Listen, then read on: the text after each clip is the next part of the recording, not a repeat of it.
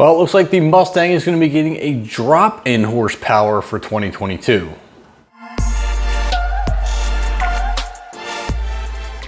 Well guys, I hate to be the bearer of bad news, and we all know that EPA regulations are getting more and more strict, and they're really cracking down, I don't want to say trying to alleviate the V8 engine or eliminate gas engines altogether, but let's face it, we are heading in that direction.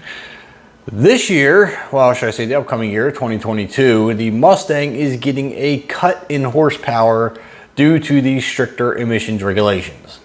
Now, the 5-liter Mustang, this will include the GT and the Mach 1, will be getting 10 less horsepower and 10 less pound-feet of torque to meet these regulations. Now, this throws a couple different questions in my head, but let's start with the basics. With this 10 horsepower cut, it looks like the GT is now going to be coming with 450 horsepower and 410 pound-feet of torque, as opposed to the 460 and 420. And the Mach 1 is getting a drop down to 470 horsepower and 410 pound-feet of torque. Now, the GT500 is not affected by this new regulation. Now, with the GT500 having 760 horsepower, I can't imagine this being a horsepower issue, but being a 10 horsepower and 10 pound-feet of torque cut for the 5-liter engine, it makes me wonder what is going on with the 5-liter engine that it's not meeting these regulations.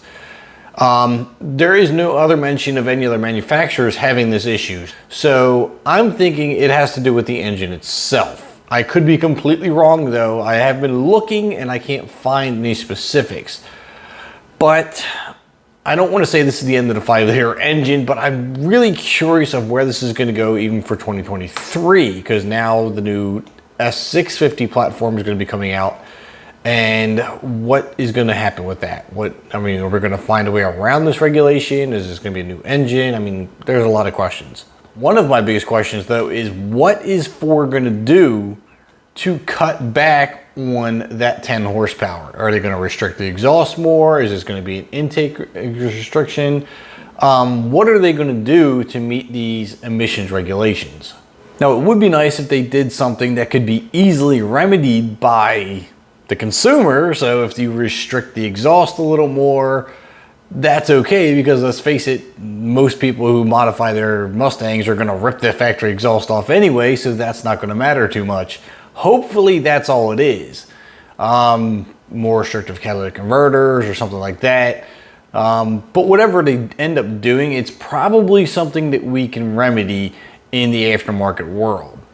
And if you're not the kind of person to want to modify your car, I don't think you're really going to notice 10 horsepower. I mean, 10 horsepower, I guess sounds like a lot, but it really isn't. The seat of your pants feel, if you're not going to the drag strip or something like that where times are very specific, you're probably not going to notice 10 horsepower.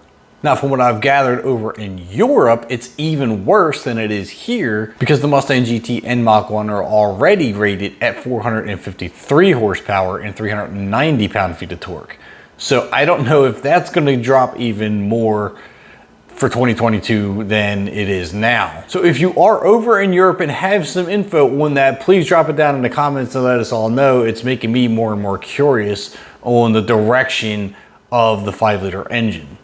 So let me know down in the comments, what do you think of the new EPA restrictions and the horsepower cut for the 5-liter Mustang? Thankfully, it's not affecting the GT500. Do me a favor, drop a like on the video, hit that subscribe button if you haven't already. I'm Kevin, and I'll catch you in the next upload.